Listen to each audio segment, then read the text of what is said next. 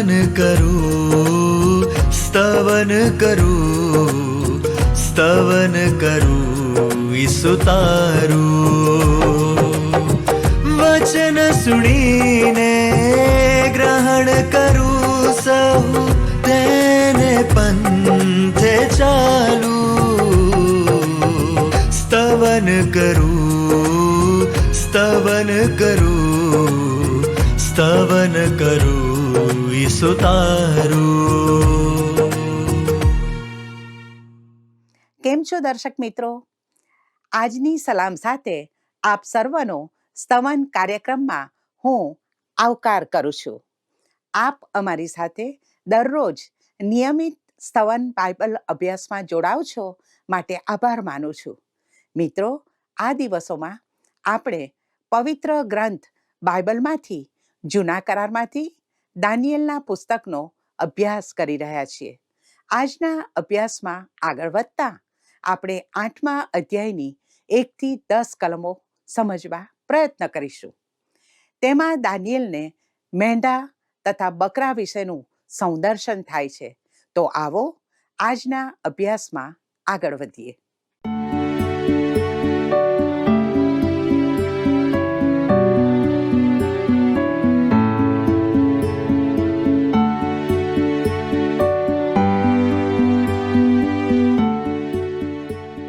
કેમ છો દર્શક મિત્રો? વાલા દર્શક મિત્રો, સ્તવન કાર્યક્રમમાં આપનું સ્વાગત કરતા મને ખૂબ આનંદ થાય છે. અને મિત્રો, આ દિવસોમાં આપણે દાનિયેલ પ્રબોધકના પુસ્તકનો અભ્યાસ કરી રહ્યા છીએ. આજના અભ્યાસમાં આપણે દાનિયેલને થયેલ ઘેટા અને બકરાનું દર્શન અને તેનો અર્થ સમજવાનો પ્રયત્ન કરીશું. તેની નોંધ 8મા અધ્યાયમાં કરવામાં આવી છે. દાનિયેલે આ અધ્યાયમાં જે દર્શન નોંધ્યું હતું તે તો તે સમયની ભવિષ્યવાણી હતી. મિત્રો, યાદ રાખો, આ ભવિષ્યવાણી તે સમયની હતી, પરંતુ હવે તે પૂર્ણ થઈ ચૂકી છે. આ ભવિષ્યવાણી એટલી સ્પષ્ટ રીતે પૂર્ણ થઈ કે કેટલાક ટીકાકારો દલીલ કરે છે કે દાનિયેલનું પુસ્તક દાનિયેલના સમયમાં નહીં, પણ તે પછી ઇતિહાસ તરીકે લખાયું હોવું જોઈએ. મિત્રો, તેઓ કહે છે કે ભવિષ્યની આગાહી અલૌકિક હોય છે અને તેઓ અલૌકિક બાબતોમાં વિશ્વાસ નથી રાખતા. પરંતુ આ દલીલ નબળી છે. મિત્રો, હું માનું છું કે દાનિયેલનું પુસ્તક ખરેખર ભવિષ્ય દ્રષ્ટા દાનિયેલે જ લખ્યું હતું. મિત્રો, દાનિયેલના દર્શનમાં 2 અસમાન શિંગડાવાળા ઘેટા અને 1 શિંગડાવાળા બકરાનું વર્ણન બીજા અને ત્રીજા વિશ્વ સામ્રાજ્યો વચ્ચેના સંઘર્ષને આંખ સામે લાવે છે. ભલા મિત્રો, આ મીડો પર્શિયન અને ગ્રીક મેસોડિયન સામ્રાજ્યો વચ્ચેનો સંઘર્ષ છે. મિત્રો, આ દર્શનમાં એક નાનું સિંહ પણ આવે છે જે યહૂદીઓને સતાવનાર એન્ટીઓક્સ એપિફેનેસમાં પહેલેથી જ પૂર્ણ થયું છે, જેને યહૂદી ઇતિહાસનો નીરો કહેવાય છે. વાલા દર્શક મિત્રો, આપણે એ પણ નોંધવું જોઈએ કે દાનિયેલના પુસ્તકનો પહેલો ભાગ, એટલે કે તેના 2 અધ્યાયની 4થી કલમથી લઈને 7મા અધ્યાયની 28મી કલમ સુધી આરામિક ભાષામાં લખાયો છે, જે સિરિયાની મૂળ ભાષા અને આ 4 મહાન સામ્રાજ્યોની વિશ્વ ભાષા હતી. વાલા દર્શક મિત્રો, અધ્યાય 8 થી આ પુસ્તક ફરી હિબ્રુ ભાષા તરફ વળે છે. તો આવો વાલા દર્શક મિત્રો, આપણે દાનિયેલ 8 અને તેની પહેલી કલમ વાંચીએ. ત્યાં આ પ્રમાણે નોંધ્યું છે: બેલશાસ્સાર રાજાના 3જા વર્ષમાં મને દાનિયેલને એક સંદર્શન થયું. એટલે પ્રથમ મને જે થયું હતું તેના પછી. ભાલાઓ, દાનિયેલનો અધ્યાય 8 બાબેલના છેલ્લા રાજા બેલશાસ્સારના શાસનના 3જા વર્ષ દરમિયાન થયેલા દર્શનનું વર્ણન કરે છે. જ્યારે અધ્યાય 7નું દર્શન તેના શાસનના પહેલા વર્ષે થયું હતું. આ બંને દર્શનો બાબેલના સામ્રાજ્યના અંતના સમયગાળા દરમિયાનના છે, જે ઈશ્વરની ભવિષ્યવાણીઓ અને તેની યોજનાને પ્રકાશિત કરે છે. મિત્રો, આવો આપણે દાનિયેલ 8 અને 2 કલમને વાંચીએ. હું સંદર્શનમાં જોતો હતો તે વખતે હું એલામ પ્રાંતમાંના સુસાન મહેલમાં હતો. મારા સંદર્શનમાં મેં જોયું કે હું ઉલાય નદીની પાસે હતો. મિત્રો, અધ્યાય 8ના દર્શનમાં દાનિયેલ પોતાને સુસાન અર્થાત સુસામાં જુએ છે, જે માદી પારસી સામ્રાજ્ય એટલે બીજા વિશ્વ સામ્રાજ્યની રાજધાની હતી. પેલેસમાં નો અર્થ બધું શાબ્દિક રીતે કિલ્લાની નજીક થાય છે. ઉલાઈ એ સુસાની બાજુમાંથી વહેતી કેરખા નદી છે. આ દર્શન બાબિલમાં નથી, કારણ કે તે માદી પારસી અને ગ્રીક મેસોડિયન સામ્રાજ્યોની ઘટનાઓને લગતું છે. આ દર્શનમાં જણાવેલી ઘટનાઓ 2 સદીની અંદર પૂર્ણ થઈ ગઈ.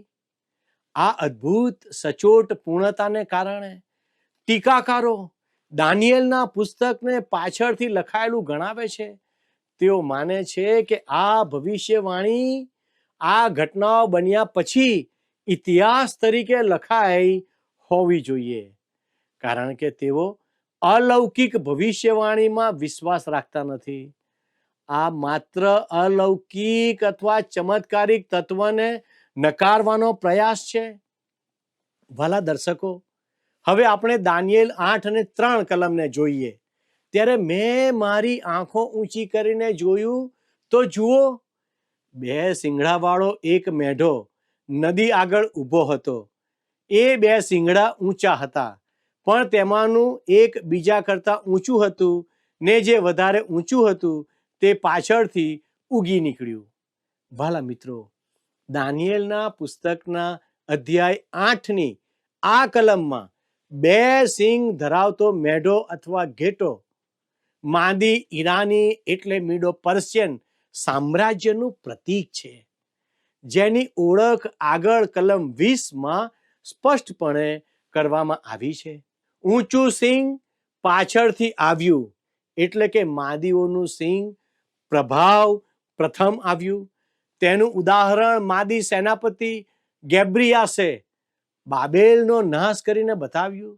ત્યારબાદ પર્શિયન રાજાઓ વધુ પ્રબળ બન્યા અને તેમણે આ સામ્રાજ્યને ચરમ સીમાએ પહોંચાડ્યું. આમ 2 શિંગડાવાળો ઘેટો, જેમાં એક સિંગ પર્શિયન વધુ પ્રબળ છે, તે મીડો પર્શિયન સામ્રાજ્યનું પ્રતિનિધિત્વ કરે છે, જેમાં પર્શિયનોનું વર્ચસ્વ વધુ હતું. મિત્રો, ચાલો હવે આપણે દાનિયેલ 8 અને 4 કલમ વાંચીએ. મેં તે મેઢાને પશ્ચિમ તરફ, ઉત્તર તરફ તથા દક્ષિણ તરફ માથા મારતો જોયો, અને કોઈ પણ જાનવર તેની આગળ ટકી શકતું નહોતું, ને તેના હાથમાંથી છોડાવી શકે એવું કોઈ પણ નહોતું. તે પોતાની મરજી પ્રમાણે કરતો હતો ને બડાઈ મારતો હતો. વાલા મિત્રો, દાનિયેલ 8 અને 4માં વર્ણવેલ દર્શનમાં મેં ઘેટાને પશ્ચિમ, ઉત્તર અને દક્ષિણ તરફ ધકેલતા જોયો એમ કહેવાયું છે, પરંતુ પૂર્વ દિશાનો ઉલ્લેખ નથી. આનું કારણ એ છે કે માદી ઈરાની એટલે પર્શિયન સામ્રાજ્ય પોતે પૂર્વમાં સ્થિત હતું અને તેઓએ પોતાનું સામ્રાજ્ય પશ્ચિમ, ઉત્તર, દક્ષિણ તરફ ફેલાવ્યું. પરંતુ વધુ દૂર પૂર્વમાં એટલે કે ભારત કે ચીન તરફ નોંધપાત્ર વિસ્તરણ ન કર્યું. જો તેઓ પૂર્વ તરફ આગળ વધ્યા હોત તો ભારત અને ચીન જેવા પૂર્વના દેશોમાં પણ તેઓ પ્રવેશ્યા હોત. વાલા દર્શક મિત્રો, આ જ સામ્રાજ્ય અધ્યાય 7માં રીંછ તરીકે દર્શાવાયું છે, જે વિજયની ભાવના અને આક્રમક શક્તિનું પ્રતીક છે.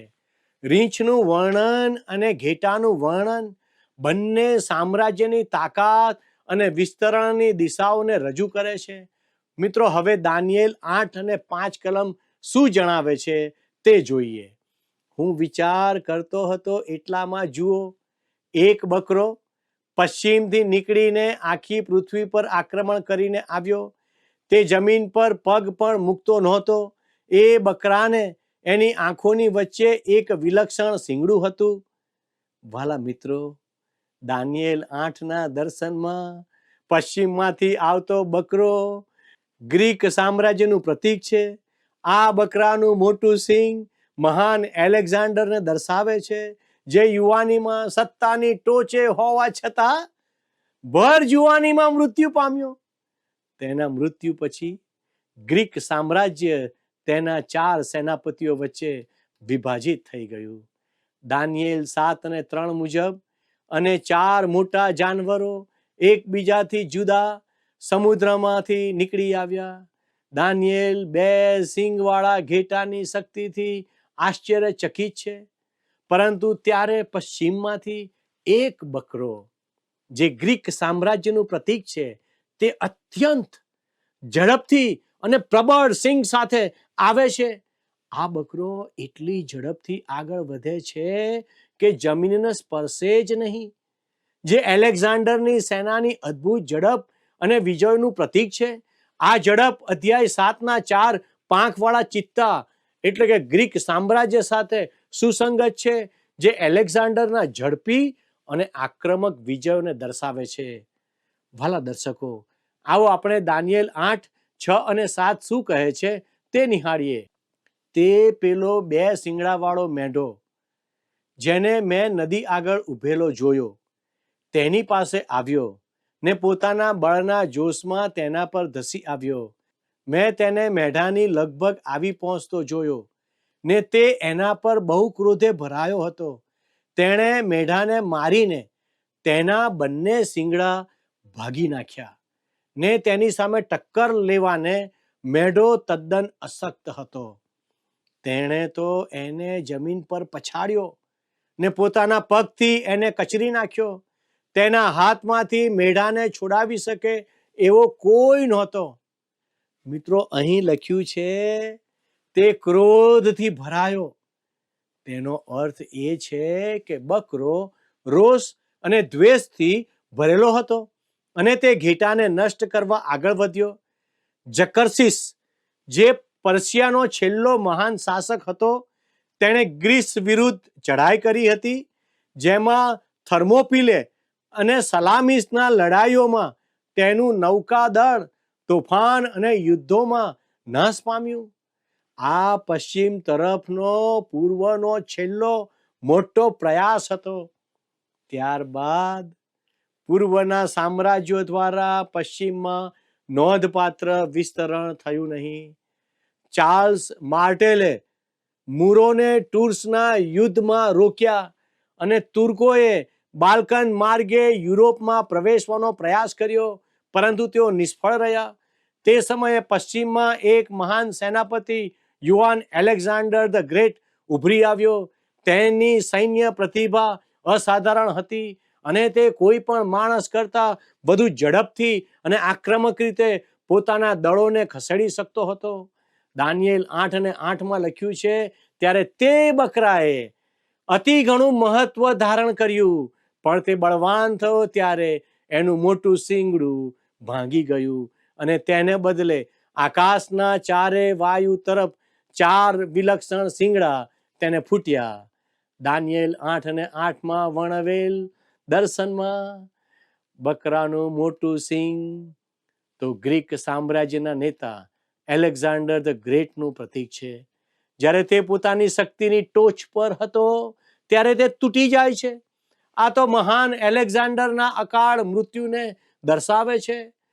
ઐતિહાસિક રીતે એલેક્ઝાન્ડરની પાસે વિશાળ યોજનાઓ અને વિજયો હતા, પણ એક રાતે દારૂ પીધા પછી તે તાવથી પીડાયો અને ઈસવીસન પૂર્વે 323 બાબિલમાં માત્ર 32 વર્ષની ઉંમરે મૃત્યુ પામ્યો. પરંપરા અનુસાર એલેક્ઝાન્ડર પોતાના અધૂરા સપનાઓને કારણે રડી પડ્યો હતો. ઐતિહાસિક વાતોમાં એવું પણ કહેવાય છે કે તે પોતાના સામ્રાજ્યના મહાન ભવિષ્ય અને વધુ વિજયોની શક્યતાઓને ખતમ થતી જોઈને રડી પડ્યો હતો.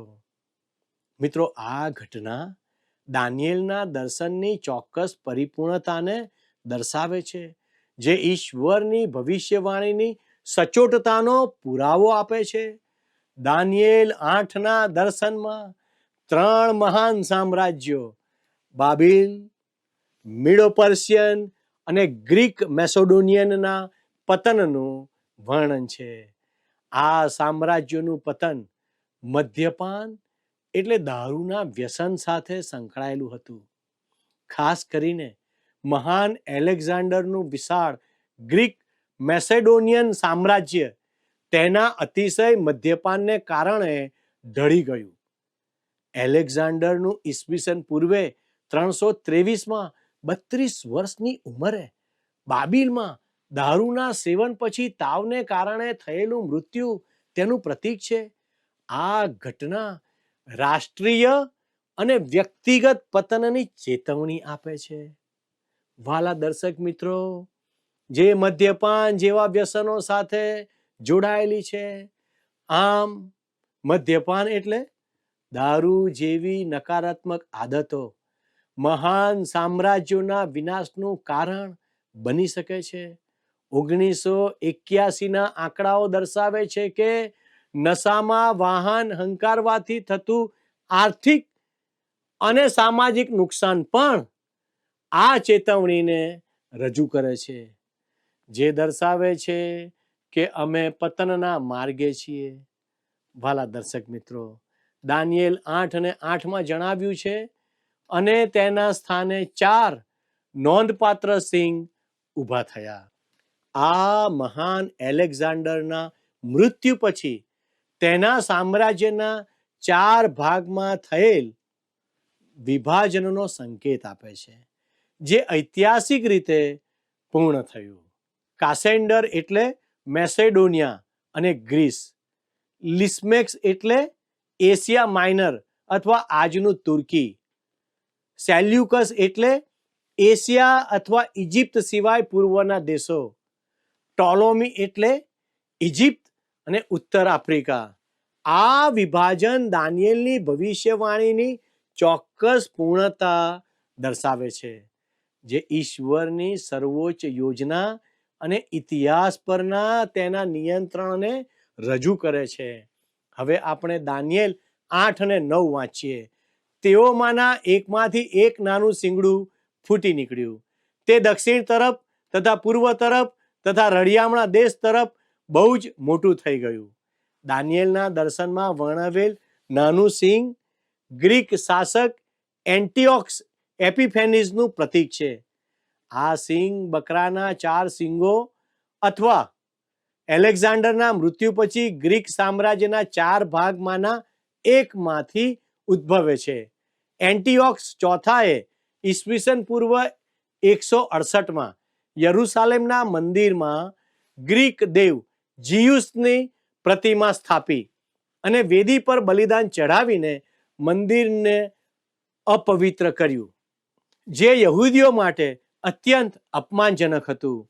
ત્યારબાદ યહૂદા મકાબસે ઈસવીસન પૂર્વે 164માં મકાબી ક્રાંતિ દ્વારા યરુસાલેમ પાછું જીતી લીધું. તેણે મંદિર અને વેદીને શુદ્ધ કરી અને મંદિરને સાચા ઈશ્વરને પુનઃ સમર્પિત કર્યું.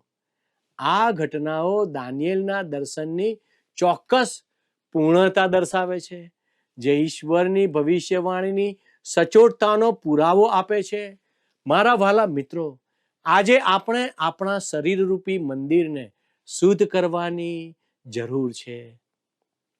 આ માટે દરરોજ ઈશ્વરના વચનોને વાંચવા, સમજવા અને સ્વીકારવા જરૂરી છે, જેથી આપણે આધ્યાત્મિક રીતે શુદ્ધ થઈ શકીએ. દાનિયેલના 8મા અધ્યાયમાં આશીર્વાદિત ભૂમિ એટલે ઇઝરાયલનો ઉલ્લેખ છે. અહીંનું નાનું સિંહ અધ્યાય 7ના નાના સિંહથી અલગ છે. અધ્યાય 7માં નાનું સિંહ ચોથા સામ્રાજ્યમાંથી ઉદ્ભવે છે, પણ અધ્યાય 8નું સિંહ ઐતિહાસિક રૂપે સેલ્યુસિડ વંશના એન્ટિયોક્સ ચોથા એપિફેનિસનું પ્રતીક છે, જેને એપિમેનેસ અથવા મંદ બુદ્ધિનો પણ કહેવાય છે. તેણે યરૂશાલેમ પર ચઢાઈ કરી. તેણે મંદિરના પવિત્ર સ્થળમાં ગ્રીક દેવ જ્યુપિટર એટલે ઝિયુસની પ્રતિમા સ્થાપી અને અશુદ્ધ વસ્તુઓથી મંદિરને અપવિત્ર કર્યું. તેની વિરુદ્ધ મકાબીઓ, ખાસ કરીને યહૂદા મકાબસે બળવો કર્યો. આવો દાનિયેલ 8 અને 10 વાંચીએ. તે વધીને આકાશના સૈન્ય સુધી પણ પહોંચ્યું અને તેણે તે સૈન્યમાંના તથા તારાઓમાંના કેટલાકને નીચે જમીન પર પાડી નાખ્યા ને તેમને પગ તળે કચરી નાખ્યા.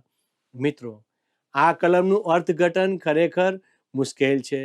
તેનો સ્વાભાવિક અર્થ એ છે કે એન્ટિયોક્સે ઈશ્વરને પડકાર આપ્યો અને તેને યરૂશાલેમ તથા મંદિર પર કબજો કરવાની મંજૂરી મળી. આ લડાઈ માત્ર ભૌતિક સ્તરે જ નહીં, પરંતુ સ્વર્ગદૂતો અને દુષ્ટ આત્માઓના આધ્યાત્મિક ક્ષેત્રમાં પણ પહોંચી ગઈ. એન્ટિયોક્સને આપવામાં આવેલા કેટલાક કાર્યોમાં દુષ્ટ શક્તિઓની અસર જોવા મળે છે. મારા પ્રિય દર્શક મિત્રો, આજે આપણે ઘણા બધા ઐતિહાસિક નામોને નિહાળ્યા, ઘણા બધા ઐતિહાસિક સમયોને નિહાળ્યા. મિત્રો, આપણે યાદ રાખીએ, અધિકાર આપવાનું કાર્ય ઈશ્વરના હાથમાં છે. શું આપણે આજે એ બાબતને સમજી શકીએ છીએ કે ઈશ્વરના હાથમાં શક્તિ છે, ઈશ્વરના હાથમાં સામર્થ્ય છે? ફક્ત ઈશ્વર દ્વારા જ આ પૃથ્વીનું સંચાલન થાય છે. જો આ કાર્યક્રમ મારફતે આપને કંઈક નવું પ્રાપ્ત થયું છે, તો મિત્રો, તમે આજે ચોક્કસ કોઈક નવો નિર્ણય કરી શકો છો. આવો આપણે પ્રાર્થના કરીએ. ભલા પરમેશ્વર, અમે તમારો આભાર માનીએ છીએ, કારણ કે દાનિયેલ પ્રબોધકના જીવન મારફતે તમે જે સંદર્શનો દાનિયેલ પ્રબોધકને આપ્યા, તે દ્વારા તમે મારી સાથે વાત કરી રહ્યા છો. તમે આજે સાબિત કરી રહ્યા છો કે તમે જ્યારે ભવિષ્યવાણી આપો છો, તમે જ્યારે દર્શન આપો છો, ત્યારે તે દર્શનોને તમે પરિપૂર્ણ કરો છો. પવિત્ર દેવ, અમે તમારો ખૂબ ખૂબ આભાર માનીએ છીએ. પ્રભુ, અમારા જીવનો પર તમારી કૃપા રાખો, અમારા જીવનો પર તમારી રહેમ નજર રાખો અને તમને આધીનતાવાળું જીવન જીવવાને માટે અમને મદદ કરો. અને આ પવિત્ર ગ્રંથ બાઇબલના વચનોને પ્રભુ અમે સ્વીકારનાર અને અમલ કરનાર બનીએ, એવી અમારી વિનંતી છે. અમારી આ પ્રાર્થના ઈસુના નામમાં માગીએ છીએ. આમેન. વાલા દર્શક મિત્રો, આજનો આશીર્વાદ ઈશ્વર આપને આપો અને આજે ઈશ્વર આપ સર્વની રક્ષા કરો, એ જ પ્રાર્થના સાથે હું આપની વિદાય લઉં છું.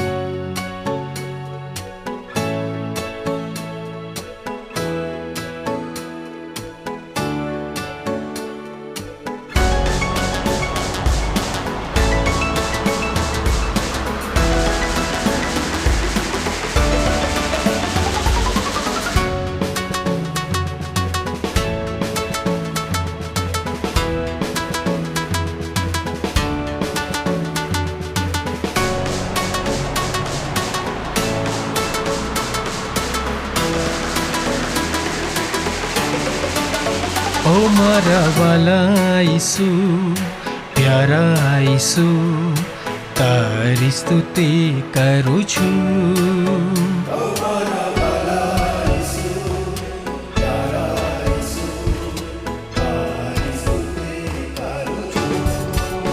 ઓ મારા વાલા ઈસુ, પ્યારા ઈસુ, તારી સ્તુતિ કરું છું. ઓ મારા વાલા ઈસુ, પ્યારા ઈસુ, તારી સ્તુતિ કરું છું.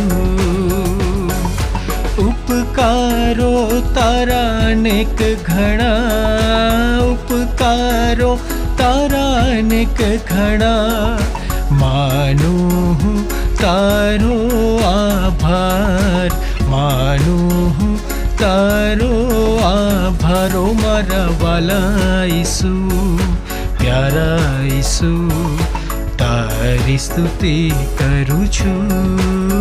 ઓ મારા વાલા ઈસુ, પ્યારા ઈસુ, તારી સ્તુતિ કરું છું. સંકટમાં પોકારું તુજને, સંકટમાં પોકારું તુજને, સાદ મારો તું છે સુણનાર, સાદ મારો તું છે સુણનારો. મારા વાલા ઈસુ, પ્યારા ઈસુ, તારી સ્તુતિ કરું છું. ઓ મારા વાલા ઈસુ, પ્યારા ઈસુ, તારી સ્તુતિ કરું છું. તારણનો માર્ગ છે તું, તારણનો માર્ગ છે તું, અનંત કાળનું જીવન તું, અનંત કાળનું જીવન તું. ઓ મારા વાલા ઈસુ, પ્યારા ઈસુ, તારી સ્તુતિ કરું છું. ઓ મારા વાલા ઈસુ, પ્યારા ઈસુ, તારી સ્તુતિ કરું છું, તારી સ્તુતિ કરું છું, તારી સ્તુતિ કરું છું.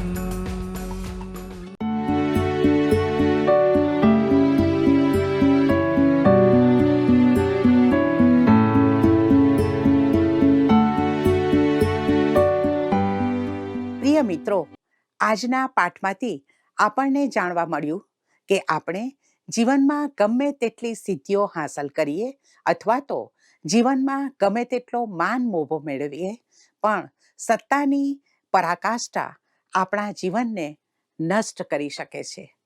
મહાન એલેક્ઝાન્ડરના જીવનમાં પણ દારૂનું વ્યસન તબાહી લાવી દે છે. મિત્રો, આપણે આજે કેવું જીવન જીવી રહ્યા છીએ? જો આજે આપણે કોઈક જગ્યાએ અધિકારી તરીકે નિમાયેલા છીએ તો ત્યાં આપણું જીવન અને વ્યવહાર કેવો છે? મિત્રો, આજે ઈસુ તમને બોલાવે છે. ઈસુના જેવું જીવન જીવો અને તેમને અનુસરો, અન્ય બાબતોને નહીં. જો તમારું જીવન યોગ્ય નથી તો તમે નાશના માર્ગમાં જઈ રહ્યા છો, તે યાદ રાખો. મિત્રો, આજનો પ્રશ્ન છે, દાનિયેલને કઈ નદીની પાસે સંદર્શન થયું? એ નાઇલ, બી ઉલાય, સી ફ્રાત, ડી કબાર. મિત્રો, ગત પ્રશ્નનો જવાબ છે સી 10. વાલા મિત્રો, અમને આશા છે કે અમારું આ પ્રસારણ આપને બાઇબલના વચનો સમજવા મદદરૂપ બની રહ્યું હશે.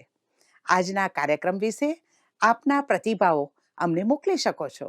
સંપર્ક માટે અમારો ફોન નંબર છે 94 29 37 56 10, 9429 37 5610. આજના પ્રશ્નનો જવાબ પણ આ નંબર પર અમને ઝડપથી મોકલી આપશો. આભાર. શું તમને આ કાર્યક્રમ ગમ્યો? અત્યારે જ અમને મિસ કોલ કરો.